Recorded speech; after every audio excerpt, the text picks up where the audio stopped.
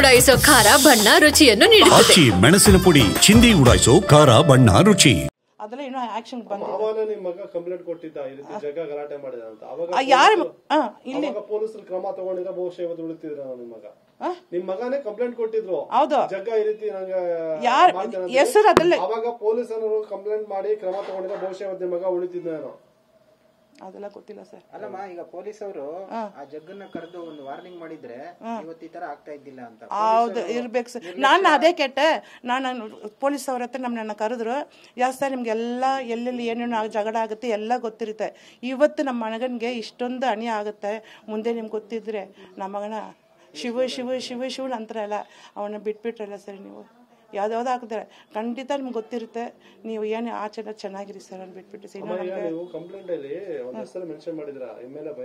ಇಲ್ಲ ಸರ್. ಅದೆಲ್ಲ ಅವ್ರು ಹಾಕೊಂಡಿರಿ ಸರ್, ಪೊಲೀಸ್ ಅವ್ರು ಹಾಕೊಂಡಿರಿ ಸರ್. ಇವ್ರು ಕೇಳಿದ್ರೆ ನೀ ಮೊಬೈಲಲ್ಲಿ ಮಾತಾಡ್ತಿದ್ಯಾ, ಅದನ್ನು ನನಗೆ ಒಂಥರ ಭಯ ತೋರ್ಸೋದು. ನನ್ನ ಹೆಸರು ಅಷ್ಟು ನಾನು ತುಂಬ ಟೆನ್ಷನ್ ಅಂದರೆ ನನ್ನ ಜ್ಞಾಪಕ ನಮಗಿಲ್ಲ ಸರ್. ಯಾವತ್ತು ಅವ್ರ ಹೆಸರು ಹೇಳ್ತಾರೆ, ಇವನ ಹೆಸರು ಹೇಳಿದಾನಮ್ಮ, ಇವನ ಹೆಸರು ಅವ ಏನೋ ನಾನು ಅಣ್ಣಿರ್ಬೇಕೋ ಏನೋ ಗೊತ್ತಿಲ್ಲ ಸರ್. ನೋಡಿ ನಮ್ಮ ಸೊಸೆ ಇದೆ, ಅಣ್ಣನ ಅಲ್ಲೇ ಇದ್ರು ನನ್ನ ಜೊತೆಲಿ.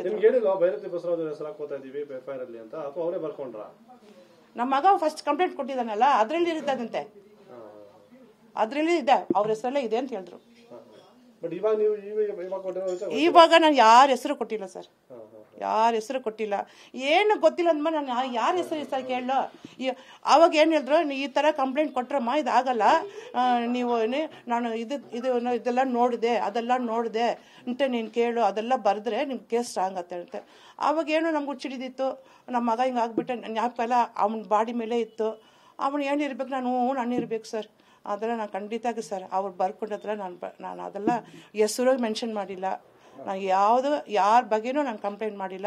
ಇವಾಗೇನು ಎಲ್ಲರಿಗೂ ಗೊತ್ತಿರುತ್ತೆ, ಪಬ್ಲಿಕ್ ಮೀಡಿಯಾಕ್ಕೂ ಇವಾಗ ಸುಮಾರು 90% ಯಾರಿಗೆ ಗೊತ್ತಿರುತ್ತೆ. ಯಾರಾಗಿರಲಿ ನಮ್ಮ ಮಗನಿಗೆ ಈ ಥರ ಆಗಿರೋಕ್ಕೆ ಖಂಡಿತ ಅವನಿಗೆ ಒಂದು ನ್ಯಾಯ ಬೇಕು. ಅವ್ರ ಮಕ್ಕಳಿಗೆ ಸೇಫ್ಟಿ ಕೊಡಬೇಕು, ಭವಿಷ್ಯ ಬೇಕು. ಅವ್ರ ಮಕ್ಕಳಿಗೆ ಸ್ಟಡೀಸ್ಗೂ ಇದಕ್ಕೂ ನಮ್ಮ ಸೊಸೆಗೆ ನಮಗೆ ನಮ್ಮ ಮಗನಿಗೆ ಯಾವ ತೊಂದರೆ ಯಾರು ಕೊಡಬಾರ್ದು. ನಮ್ಮ ಸೇಫ್ಟಿಯಾಗಿ ನಮ್ಮನ್ನು ಇಟ್ಕೊಳ್ಬೇಕು ಸರ್.